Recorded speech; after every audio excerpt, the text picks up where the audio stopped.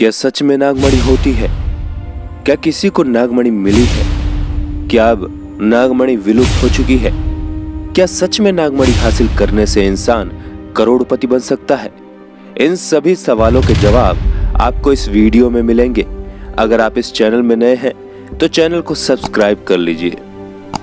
तो आइए बिना देरी के शुरू करते हैं इस वीडियो को।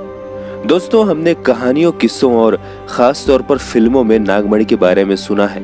ऐसा माना जाता है कि नागमणि अगर किसी के हाथ लग जाए तो वो रातों रात अमीर बन जाता है और साथ ही उसकी सारी मांग, चाहे वो पैसों की मांग हो या फिर घर की, सभी पूरी हो जाती है। बता दें कि नागमणि मोती के आकार की होती है। ये मोती जिन सांपों के पास मिलती है वो इंडोनेशिया और मलेशिया में पाया जाता है। जान ले, इस खास मोती को कोबरा पर्ल और नेचुरल पर्ल के नाम से भी जाना जाता है। यही नहीं, इस पर्ल का आकार और डिजाइन बहुत कुछ फिश पर्ल से भी मिलता है, यानी मछली का मोती। वहीं आपने कुछ कहानियों में भी ये सुना होगा कि नागमणि उन सांपों को ही मिलती है जो 1000 सालों तक जीवित रहते हैं।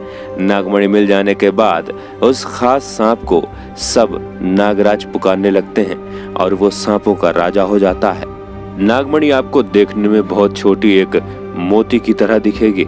वहीं कुछ लोगों का ये भी कहना है कि नागमणि किसी चावल के एक दाने के समान होती है और कुछ कहते हैं कि नागमणि एक बड़े मोती की तरह दिखती है। अगर ध्यान दिया जाए तो दोनों बात कुछ हद तक एक दूसरे से जुड़ी हुई हैं, और वो भी इसलिए क्योंकि जैसे जैसे नागमणि की उम्र बढ़ती जाएगी वैसे वैसे ही उसका आकार भी बढ़ता चला जाएगा। आप सोच सकते हैं कि नागमणि में इतनी ज्यादा चमक होती है कि अंधेरे में भी वो पूरी रोशनी देती है। जैसे जैसे नागमणि की उम्र बढ़ती जाएगी उसकी रोशनी भी साथ में बढ़ती चली जाएगी। नागमणि को लेकर लोगों के बीच काफी कुछ सुनने को मिलता है। लोगों का मानना है कि जब स्वाति नक्षत्र में बारिश होती है तब जो बारिश की कुछ बूंदें सांप के मुंह में जाती हैं वो मणि का रूप ले लेती हैं। वहीं कुछ लोगों का कहना है कि जब स्वाति नक्षत्र में ओस पड़ती है तो उसी पानी से ही नागमणि बनती है। सच तो ये है कि नागमणि होती है और ये मणि उन नागों के पास होती है जो बूढ़े या फिर रेंग नहीं पाते हैं। दरअसल कुछ नाग ऐसे सांपों को खा जाते हैं जिनको मारने के लिए उन्हें अपने जहर की जरूरत नहीं होती है। ऐसे में सांप में मौजूद जहर नाग के ही सिर में जमा होता चला जाता है। फिर जहर सूख कर काफी ठोस बन जाता है, या यूं कहें कि सूख कर पत्थर के समान हो जाता है और जहर की वजह से उसमें काफी चमक भी होती है। हालांकि उस पत्थर के निकलने के बाद ही नाग की मृत्यु हो जाती है। गौरतलब है कि ऐसे नाग बहुत कम ही होते हैं जो बिना अपने जहर के इस्तेमाल से अपने शिकार को खा सकें। उमरिया जिला मुख्यालय से करीब 35 किलोमीटर दूर नौरोजाबाद के समीप है नागोताल। ये क्षेत्र कभी वनों से आच्छादित और निर्जन था। अब आसपास थोड़ा बहुत बसावट हो गई है। यहाँ पत्थरों से बने कुंड व तालाब के आसपास कभी नागों का बसेरा था। ग्रामीणों की माने तो कई सांप मणिधारी भी थे। इनकी मणि को प्राप्त करने के लिए लोग यहाँ डेरा तक डाल लेते थे।